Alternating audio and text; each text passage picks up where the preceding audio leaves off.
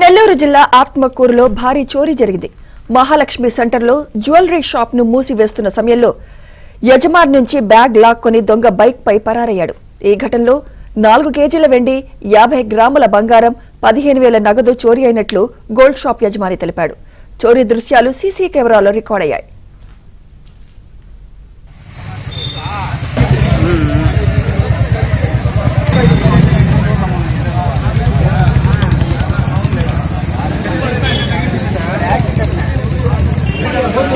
నేను షాప్ మామూలుగా మూసేటప్పుడు ఆ బ్యాగ్ తీసుకొని పక్కన పెట్టుకుంటాను. నేను పక్కన పెట్టుకొని అంతా లాక్ వేసేసేసి దాంట్లో మనిషి వేరే సరనంతా వచ్చేసేసి బ్యాగ్ తీసుకొని పరిగెత్తుకుంటూ వెళ్ళిపోయాడు.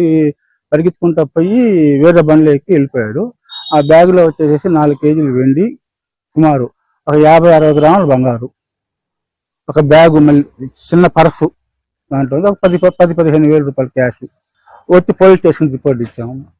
నాకు మాట రాలేదు రోడ్లోకి వచ్చేటప్పటికి. తర్వాత ఒక నిమిషానికి కొద్దిగా కవర్ అయిపోయాను. అప్పుడు ఆమెను కేకేసాను నేను. అందరూ అమ్మని వచ్చేసారు అక్కడికి.